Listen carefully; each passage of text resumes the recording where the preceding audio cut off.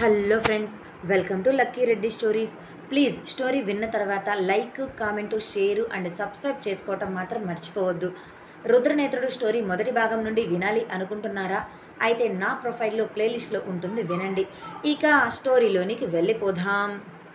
ఏరా, మీ ముందు నేను ఒక్కడనే కనిపిస్తున్నానా, లేదంటే ఒక పెద్ద గ్యాంగే కనిపిస్తుందా అని స్టైల్గా నడుం మీద రెండు చేతులు పెట్టుకొని కన్నెగరేస్తూ రౌడీలతో అడిగాడు రుద్ర. నువ్వు ఒక్కడవే కనిపిస్తున్నావు అని ఆ గ్యాంగ్ లీడర్తో పాటుగా రౌడీలు అందరూ కూడా ముక్త కంఠంతో చెప్పేశారు. మరి ఒక్కడనే కనిపిస్తున్నప్పుడు ఒక్కడనే వచ్చాను అని అర్థం కదరా. ఇంకా ఏంట్రా వెర్రి ముఖాలు వేసుకొని నేను మాట్లాడుతుంటే నా వైపు అలా చూస్తున్నారు? త్వరగా రండి, నాకు ఇక్కడ ఫైటింగ్ అయిపోతే తర్వాత వచ్చే మీ బాస్ బాయ్తో చాలా పని ఉంది. అప్పటికి నేను కాస్త రెస్ట్ తీసుకొని ఉండాలి. అప్పటికి కూడా ఇలా ఫైట్ చేస్తూ ఉంటే నాకు నచ్చదు. త్వరగా ఇది ఫినిష్ అయిపోవాలి అని రుద్ర మాట అనటంతోనే రౌడీలు అందరూ కూడా రుద్ర మీదకు వచ్చేశారు. మీలో యూనిటీ చాలా ఉందిరా, ఒక్కొక్కళ్ళు వస్తే ఖచ్చితంగా నేను పడగొట్టేస్తాను అనే భయంతో గుంపుగానే వచ్చేస్తున్నారు రోయ్. ఐ లైక్ యువర్ యూనిటీ అని అంటూ వాళ్ళకి దొరకకుండా అక్కడ ప్యాక్ చేసిన బాక్సులన్నింటినీ దాటుకుంటూ వాళ్ళందరినీ తిప్పులు పెడుతున్నాడు వాళ్ళకు దొరకకుండా రుద్ర. బాక్సుల మీదుగా వెళ్ళేవాడు సైలెంట్గా వెళ్లకుండా ఆ బాక్స్ మీద ప్రెషర్ ఇస్తూ గట్టిగా ఒక తన్నుతూ వెళ్తున్నాడు. కొన్ని స్ట్రాంగ్గా ఉన్నాయి, కొన్ని కొంచెం బ్రేక్ అవుతున్నాయి. అది అర్థం చేసుకున్న రుద్ర తన పనిని వాళ్ళ నుంచి తప్పించుకుంటూనే చాలా చాకచక్యంగా చేసుకుంటూ వెళ్ళిపోతున్నాడు. అలా 20 నిమిషాల పాటు అక్కడ ఎవరికీ దొరకకుండా ఆ బాక్సుల చుట్టూ, ఆ ప్యాకింగ్ చేసిన వాటన్నిటి చుట్టూనే తిరుగుతూ వాటిని నాశనం చేస్తూ ఉన్నాడు. అప్పటికి బాగా అలసిపోయిన రౌడీలు మోకాళ్ళ మీద చేతులు పెట్టుకుని ఆయాసపడుతూ, రేయ్ ఎవడ్రా నువ్వు, మమ్మల్ని ఇంతగా తిప్పిస్తున్నావు, అసలు ఇప్పుడు నీకేం కావాలి, నువ్వు ఇక్కడికి ఎందుకు వచ్చావు అని అడిగాడు. నేను ఎవరు అనేది మీ బాస్ బాయ్ ఇద్దరు వచ్చిన తర్వాత తెలుస్తుంది. ఇంతకీ ఇప్పుడు మీరందరూ నాతో ఫైటింగ్ చేసేదేమైనా ఉంటుందా లేదా? ఒక్కరు కూడా నన్ను పట్టుకునే సాహసం కూడా చెయ్యలేకపోయారే. This is too bad. ఇలాంటి చేతకాని సచ్చు సన్నాసులను పెట్టుకొని ఆ బాస్ బాయ్ ఎలా ధీమాగా బయట ఉంటున్నారో నాకైతే అర్థం కావటం లేదు అని ఫేస్ అంతా కూడా విచారంగా పెట్టి అన్నాడు. గ్యాంగ్ లీడర్ అలుపు తీర్చుకుంటూ రుద్ర వైపు పరీక్షగా చూస్తూ, నువ్వు ఎవరు, ఇక్కడికి ఎందుకు వచ్చావు అని నిదానంగా అడిగాడు. నేను ఎవరో ఇక్కడికి ఎందుకు వచ్చానో మీకు నిదానంగా అర్థమవుతుంది. ఇంతకీ మీ దగ్గర ఆ డీలింగ్స్కి ఒప్పుకున్న వాళ్ళు ఇక్కడికి వచ్చారా, ఇంకా రాలేదా అని చుట్టూ చూస్తూ అడిగాడు రుద్ర. అవన్నీ తర్వాత, నిన్ను చూస్తుంటే అచ్చం మా బాస్ ఫేస్ చూస్తున్నట్లుగానే అనిపిస్తుంది అని అన్నాడు రాజేంద్రను చూసిన ఆ గ్యాంగ్ లీడర్. ఇప్పుడు కరెక్ట్గా పాయింట్కి వచ్చావరా అంటూ ఆ బాక్స్ మీద నిలబడ్డవాడు కాస్త కిందకు దిగి వాళ్లకు దగ్గరగా 4 అడుగులు ముందుకు వేశాడు రుద్ర వాళ్ళ దగ్గరకు వస్తున్నాడు అని అత్యుత్సాహంతో ఉన్న కొంతమంది రౌడీలు రుద్ర మీదకు వెళ్ళారు. గ్యాంగ్ లీడర్ వెళ్ళొద్దురా, ఆగండిరా అని ఎంత ఆపుతున్నా కూడా ఆ రౌడీలు ఆగలేదు. ఇక రుద్ర తన మీదకు వస్తుంటే సైలెంట్గా ఊరుకుంటాడా ఏంటి? జస్ట్ 2 మినిట్స్లోనే తన మీదకు వచ్చిన 10 మందిని స్మాష్ చేసేసి ఆ గ్యాంగ్ లీడర్ ముందుకు వచ్చి నిలబడ్డాడు. నువ్వు రుద్రనేత్రుడిని ఎప్పుడైనా చూసావా అని రుద్ర గ్యాంగ్ లీడర్ పాకెట్స్ వెతుకుతూ అడిగాడు. ఏంటి, రుద్రనేత్రుడా ఇక్కడికి వచ్చాడా అని ఆ రౌడీలు అందరూ 6 అడుగులు వెనక్కి వేశారు. గ్యాంగ్ లీడర్ భయంతో ఆ రుద్రనేత్రుడు పేరు వినటంతోనే చెమటలు పట్టేసి భయంగా బిక్కుబిక్కుమంటూ రుద్ర వైపు చూశాడు. అసలు ఏం జరుగుతుంది ఇక్కడ అనుకుంటూ. ఏంట్రా అందరూ అలా భయపడిపోతున్నారు? సర్లే, మీ భయంతో ఇప్పుడు నాకు ఎటువంటి అవసరమూ లేదు, పని లేదు, కానీ సిగరెట్ ఉందా, నాలుక పీకేస్తుంది అంటూ ఆ గ్యాంగ్ లీడర్ పాకెట్స్లో లేకపోవటంతో నోరు తెరిచి పైకే అడిగేశాడు. ఎవరు నువ్వు అని మరొకసారి అడిగాడు గ్యాంగ్ లీడర్. మీరు ఎవరి పేరు విని భయపడుతున్నారో ఆ రుద్రనేత్రుడిని నేనే అని చాలా నిదానంగా చెప్పాడు రుద్ర. ఈసారి మీ బాస్ బాయ్ ఇద్దరికీ కూడా నా ఫేస్ చూపించాలి అని ఎప్పుడూ కవర్ చేసుకొని వచ్చి ఆ దేవుడు గెటప్ని ఈసారి వేసుకొని రాలేదురా. మాస్క్ పెట్టుకుందాం అనుకున్నాను, కానీ ఆ మాస్క్ కూడా మా అమ్మ వద్దు అని చెప్పింది.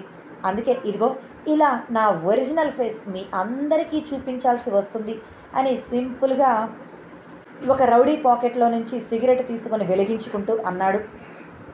కొంతమంది నమ్మి భయపడ్డారు, కొంతమంది అవునా కాదా అన్న సంశయంలో ఉన్నారు, కొంతమంది రుద్ర చెప్పేది అబద్ధం అనుకున్నారు. గ్యాంగ్ లీడర్ మాత్రం ఆలోచనలో పడ్డాడు. రాజేంద్ర తన మీటింగ్ ముగించుకొని బయటకు వచ్చాడు.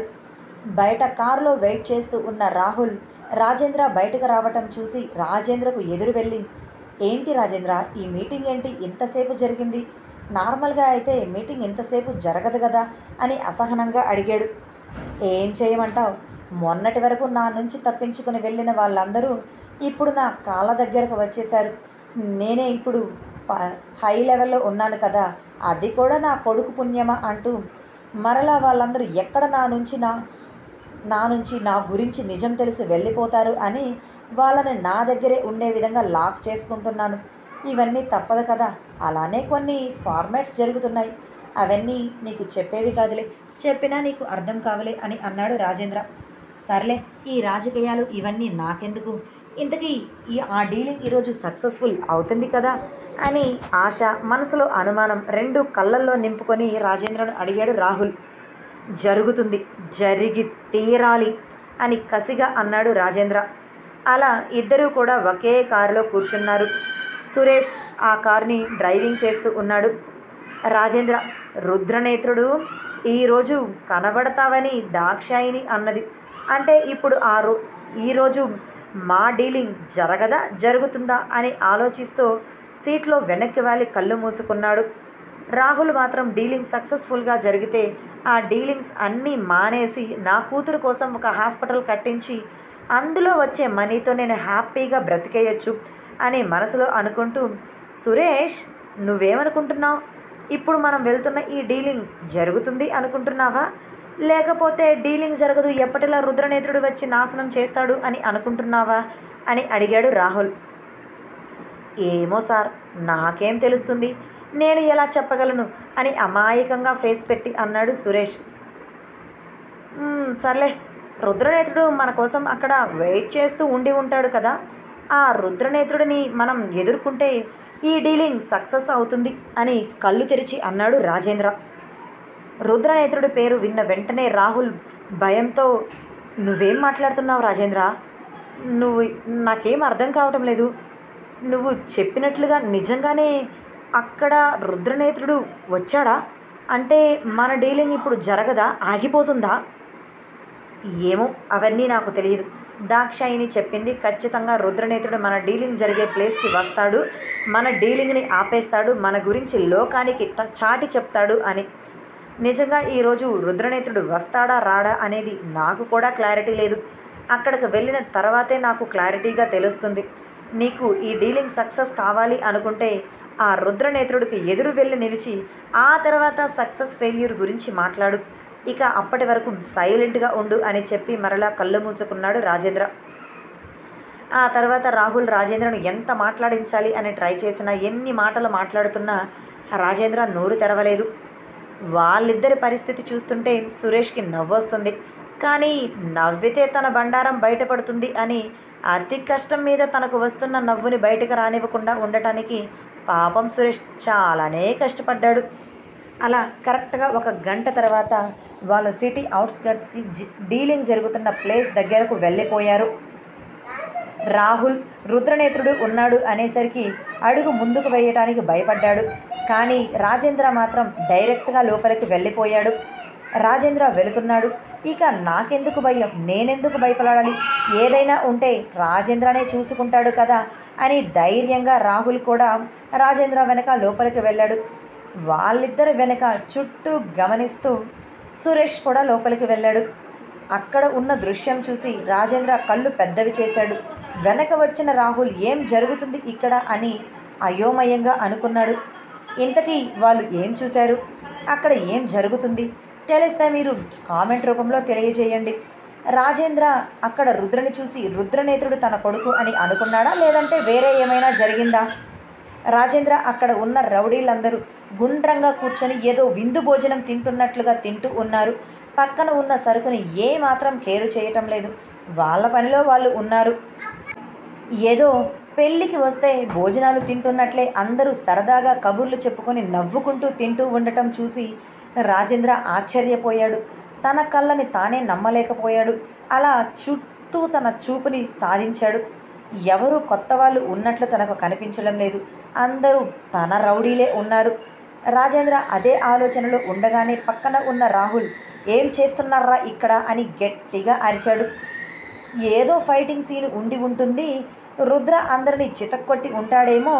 వాళ్ళందరి మీద కూర్చొని సర్కారు వారి పాట సినిమాలో మహేష్ బాబుల తాళాల గుత్తి చేతిలో పట్టుకుంటే, ఇక్కడ రుద్ర చేతిలో కత్తిని పట్టుకొని తన తండ్రికి దర్శనమిస్తాడు అనుకుంటే, అసలు అటువంటి సీన్ ఏమీ లేకుండా నార్మల్గా ఇక్కడ రౌడీలు అందరూ కూడా కలిసి విందు భోజనం చేస్తూ ఉండటం చూసిన సురేష్కి మైండ్ ఒక్కసారిగా బ్లాక్ అయినట్లుగా అనిపించింది. అప్పటికే దాదాపు తినటం అయిపోయిన వాళ్ళందరూ చేతులు కడుక్కోవటానికి లేస్తూ ఉండటం, అప్పుడే రాహుల్ కూడా ఏం చేస్తున్నారా ఇక్కడ, ఏంటి ఈ పని అని గట్టిగా అరవటంతో అప్పుడు అందరూ ఒక్కసారిగా ఉలిక్కిపడి వెనక్కి తిరిగి రాహుల్, రాజేంద్ర ఇద్దరిని చూశారు. ఏం చేస్తున్నారా మీరు అంటే అలా వెర్రి ముఖం వేసుకుని మా వైపు చూస్తారేంటి? మేము మీకు చెప్పిన పని ఏంటి? మీరు ఇక్కడ చేస్తున్న పని ఏంటి? అసలు మనకు డీలింగ్ ఇచ్చిన ఆ డీలర్స్ ఇక్కడికి వచ్చారా రాలేదా అని అనుమానంగా అడిగాడు రాజేంద్ర. అప్పటికే తన సిక్స్త్ సెన్స్లో ఏదో జరిగింది అన్న ఫీలింగ్ తనకి రప్పించటంతో, ఇంకా రాలేదు అని వాళ్ళు అంటున్నప్పుడే బయట కార్ ఆగిన సౌండ్ వినిపించడంతో అందరూ బయటకు వెళ్ళిపోయారు. ఇప్పుడే వచ్చినట్లుగా ఉన్నారు అని సురేష్ చెప్పటంతో రాజేంద్ర, రాహుల్ ఇద్దరూ బయటకు వచ్చి డీలర్స్ని రిసీవ్ చేసుకోవడానికి వెళ్ళిపోయారు. సరుకు అంతా రెడీగా ఉంది కదా, మేము సరుకు తీసుకుని త్వరగా ఇక్కడ నుంచి వెళ్ళిపోవాలి అని డీలర్స్ చాలా సీరియస్గా రాహుల్, రాజేంద్ర ఇద్దరితో మాట్లాడారు. అంతా రెడీగా ఉంది, ఇక మీరు క్యాష్ ఇచ్చి ఆ సరుకు తీసుకొని వెళ్ళిపోవటమే లేట్ అని అన్నాడు రాజేంద్ర. ఓకే పదండి, మేము సరుకు చూసి ఆ తర్వాత మీ చేతుల్లో మనీ పెట్టి మా సరుకు మేము తీసుకొని ఇక్కడ నుంచి వెళ్ళిపోతాం అని హడావుడి చేశారు ఆ డీలర్స్. వీళ్ళేంటి ఎప్పుడు లేనిది ఇంత హడావుడి చేస్తున్నారు, ఎప్పుడూ కూడా ఇలా హడావుడి చెయ్యలేదు కదా అని రాహుల్ మనసులో అనుమానం మొదలయ్యింది. ఆ అనుమానం ఎందుకు వచ్చిందో తనకు కూడా తెలియదు. అదే అనుమానం రాజేంద్రలో వచ్చినా కూడా పట్టించుకోకుండా వాళ్ళని తీసుకొని బిల్డింగ్ లోపలికి వచ్చాడు. వీళ్ళందరూ కూడా లోపలికి వచ్చేసరికి అక్కడ ఉన్న రౌడీలు అందరూ లైన్లో వరుసగా స్కూల్ స్టూడెంట్స్ అందరూ ప్రేయర్ చేయడానికి లైన్లో నిలబడ్డట్టుగా ఒకరి తర్వాత ఒకరు వరుసగా 10 లైన్స్ చొప్పున నిలబడ్డారు. ఏంట్రా అందరూ ఇలా లైన్గా నిలబడ్డారు, ఏంటి విషయం అని రాహుల్ చిరాగ్గా అడిగాడు. అప్పుడే గట్టిగా చిటిక వేసిన సౌండ్ వాళ్ళ చెవులకి క్లియర్గా వినిపించింది. ఈ సౌండ్ ఇప్పుడు ఎక్కడి నుంచి వచ్చింది అని ఆ బిల్డింగ్ మొత్తం కూడా తల తిప్పి చూశారు రాజేంద్ర, రాహుల్. ఖచ్చితంగా ఈ చిటిక సౌండ్ రుద్రాదే అయ్యి ఉంటుంది. ఇప్పుడు ఈ రుద్ర ఎక్కడ ఉన్నాడు అని చుట్టూ చూస్తూ సురేష్ మనసులో అనుకున్నాడు. రాజేంద్ర ఆ చిటిక సౌండ్ని ఏమీ పట్టించుకోకుండా సరుకు చూద్దాం రండి అని డీలర్స్ని పిలిచాడు. అప్పుడే ఇక ఆపకుండా చిటిక సౌండ్ వస్తూనే ఉంది 2 నిమిషాల పాటు. ఆ సౌండ్ అలా గట్టిగా వస్తూ ఉండటంతో ఎక్కడ ఉన్న వాళ్ళు అక్కడే ఆగిపోయారు, ముందుకు అడుగు వేయలేక. అప్పటి వరకు లైన్లో స్టూడెంట్స్లా నిలబడి ఉన్న రౌడీలు అందరూ కూడా ఏదో చెట్టు మీద నుంచి పిట్టలు రాలిపోయినట్లుగా పటపటపట నేల మీదకు పడిపోయారు. ఏమైంది అని అయోమయంగా వాళ్ళు చూస్తున్నప్పుడే ఆ వెనక నుంచి శివుడి మాస్క్ పెట్టుకొని ఒక్కొక్క అడుగు వేసుకుంటూ చిటిక సౌండ్ మరింత రెట్టింపుగా వేస్తూ వాళ్ళ ముందుకు వచ్చి నిలబడ్డాడు రుద్రనేత్రుడు. రాహుల్, రాజేంద్ర ఇద్దరి నోటి వెంట ఒకేసారి రుద్రనేత్రుడు అని అన్నారు. సురేష్ మాత్రం చాలా హ్యాపీగా, నేను ఎంతో ఊహించుకున్నాను కానీ ఇంత సింపుల్గా ఎలా అయిపోతుంది అని మాత్రం నేను అస్సలు అనుకోలేదు. సర్లే, నేను అనుకున్నంత లెవెల్లో కాకపోయినా ఈ రుద్ర కూడా బిల్డప్ బాగానే ఇచ్చాడు. ఇప్పుడు ఈ రాజేంద్ర రియాక్షన్ ఎలా ఉంటుందో చూడాలి అని అనుకొని రాజేంద్ర ఫేస్ వైపే కన్నార్పకుండా చూస్తూ ఉన్నాడు సురేష్. రుద్రనేత్రుడు నువ్వేనా? అని రాహుల్ ముందుగా తేరుకొని అడిగాడు. రుద్ర ఏమాత్రం మాట్లాడకుండా డైరెక్ట్గా రాజేంద్ర ముందుకు వచ్చి తన ఫేస్కి ఉన్న మాస్క్ని చిన్నగా తన తండ్రికి తన ఫేస్ కనిపించే విధంగా తీసేశాడు. నా ముందుకే వచ్చి ఇలా ఫేస్ మాస్క్ తీస్తున్నాడు. ఈ రుద్రనేత్రుడిని ఇప్పుడు చంపి తీరాలి. నా పనులన్నింటికి కూడా అడ్డం వస్తూనే ఉన్నాడు. ఇంతకీ ఎవరు ఈ రుద్రనేత్రుడు అని ఆత్రంగా చూస్తున్న రాజేంద్ర రాహుల్ మాస్క్ వెనక ఉన్న రుద్ర ఫేస్ చూసి ఒక్కసారిగా షాకుకు గురి అయ్యి ఇద్దరు వాళ్ళకే తెలియకుండా ఒక అడుగు వెనక్కి వేశారు.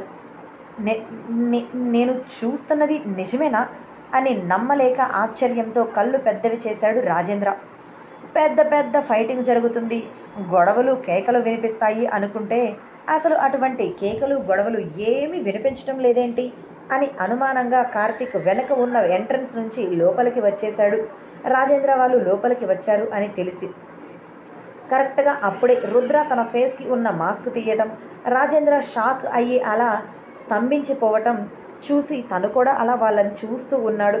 అబ్బా, కరెక్ట్ టైంకే వచ్చాను నేను అని అనుకుంటూ జరుగుతున్న సిచ్యువేషన్ని మహదానందంగా కళ్ళల్లో నింపుకుంటూ చూశాడు కార్తీక్. రుద్ర అని రాజేంద్ర రాహుల్ ఇద్దరూ ఒకేసారి అన్నారు. రుద్ర ఏమీ మాట్లాడకుండా చేతులు కట్టుకొని వాళ్ళిద్దరి వైపే చూస్తూ ఉన్నాడు. రాజేంద్ర ఆ మరుక్షణం వెంటనే తేరుకొని తనకు ఏమీ తెలియదు అన్నట్లుగా, ఏంటి రుద్ర నువ్వు ఇక్కడ ఉన్నావు, ఈ మాస్క్ ఏంటి అని అమాయకంగా అడిగాడు. తన కొడుకు రుద్రనేత్రుడు అయ్యే ఛాన్స్ లేదు అని తన మనసు తనకు గట్టిగా చెప్పటంతో తన తండ్రి నటించే నటనకి హ్యాట్స్ ఆఫ్ చెప్పకుండా ఉండలేకపోయాడు. రుద్రనేత్రుడు తనే అయ్యి తన తండ్రి ఎదురుగా నిలబడ్డా కూడా ఏమీ తెలియని విధంగా అమాయకంగా ఎలా మాట్లాడగలుగుతున్నాడు. నిజంగా మీరు ది గ్రేట్ సీఎం పగడాల రాజేంద్ర ప్రసాద్ అని అన్నాడు రుద్ర. ఏం మాట్లాడుతున్నావు రుద్ర, నాకు ఏమీ అర్థం కావటం లేదు అని రుద్ర చేతిని పట్టుకోవటానికి ఒక అడుగు ముందుకు వేసి అడిగాడు రాజేంద్ర. వద్దు, నన్ను నువ్వు టచ్ చేయొద్దు. నన్ను టచ్ చేసే అర్హత నీకు లేదు. ఎందుకంటే నువ్వు వేసే ప్రతి నీచపు నికృష్టపు పని గురించి నాకు తెలుసు. నీలాంటి వాడిని తండ్రి అని చెప్పుకోవడానికి కూడా నాకు చాలా జుగుప్సగా అనిపిస్తుంది. ఇంతటి నరకాన్ని నాకు ఎందుకు ఇచ్చాడా ఆ భగవంతుడు అని ఫస్ట్ టైం నువ్వు ఈ రొంపలో ఉన్నావు అని తెలిసినప్పుడు నేను ఫీల్ అయ్యాను. చిన్నప్పటి నుంచి ఇటువంటి దుర్మార్గుడి చేతుల్లోన నేను పెరిగాను అని నన్ను నేనే అసహ్యించుకొని క్షణం లేదు. బయటకు ఎంతో మంచి చేస్తున్నాను ప్రజలకి అన్నట్లుగా ఈ రాష్ట్ర ప్రజలను నమ్మిస్తూ వెనక నువ్వు చేసే ఇలాంటి నీచపు నికృష్టపు పనుల గురించి తెలిసిన మరుక్షణం నా గుండె పగిలిపోయింది అని ఒక్క క్షణం ఆగి, నేను కాదు రుద్ర నేత్రుడు, నా తల్లి నీ మీదకు వదిలిన మిస్సైల్ని అని చెప్పుకోవటానికి నేను చాలా గర్వపడుతున్నాను. నిజంగా అలాంటి తల్లి నాకు దొరకటం నా అదృష్టం అని సూటిగా రాజేంద్ర కళ్ళల్లోనికి చూస్తూ అన్నాడు రుద్ర. నువ్వేం మాట్లాడుతున్నావో నాకేమీ అర్థం కావటం లేదు రుద్ర. నువ్వు రుద్రనేత్రుడు ఏంటి, నేను నీచపు నికృష్టపు పనులు చెయ్యటం ఏంటి అని తను ఏమీ చెయ్యటం లేదు మంచివాడిని అని రుద్రని కన్విన్స్ చేయటానికి తన మాటలతో మభ్య పెట్టడానికి ట్రై చేశాడు రాజేంద్ర. చాలు, ఇక ఆపండి. ఎన్నో సంవత్సరాలుగా నువ్వు చేసే పనులు ఆపుతున్నది నేనే అని అన్నాడు రుద్ర. నా కల్లారా నేను చూస్తున్నప్పుడు నాకు నీ గురించి తెలియకుండా ఉంటుందా? నేను రుద్రనేత్రుడు అనే నీకు తెలియదు, కానీ నువ్వే బాస్ అని నాకు బాగా తెలుసు అని సీరియస్గా అన్నాడు రుద్ర. ఆ మాట విన్న వెంటనే ఒక్కసారిగా తన మీద పిడుగు ఉరుము పడితే ఎలా ఉంటుందో అలా ఫీల్ అయ్యాడు రాజేంద్ర. తన బాడీ ఒక్కసారిగా షేక్ అయిపోయింది. నిలబడటానికి కూడా సత్తువు లేనట్లుగా తన శరీరం అంతా నీరసం ఆవహించింది. తన కొడుకు తెలివితేటలు ఎంతో తనకు బాగా తెలుసు. తన కొడుకుని ఎదిరించి నిలబడటం తన వల్ల కాదు అని కూడా తనకు తెలుసు. తన కొడుకు రాజకీయాలనికి వస్తే తనను మించిన రాజకీయ నాయకుడు అవుతాడు అని ఎప్పుడూ ఊహించాడు. కానీ అతడు మంచి కోసం నిలుస్తూ తన భార్య తరపున నిలబడి తన తప్పుడు మార్గాలను ఎదురు నిలుస్తాడు అని రాజేంద్ర అస్సలు ఊహించలేకపోయాడు. అంటే నేనే బాస్ అని నీకు ముందే తెలుసా? అని ఒక్కొక్క అక్షరం విడదీసి కష్టంగా అడిగాడు రాజేంద్ర. లేదు అని సింపుల్గా అన్నాడు రుద్ర. చూద్దాం రేపేం జరుగుతుందో.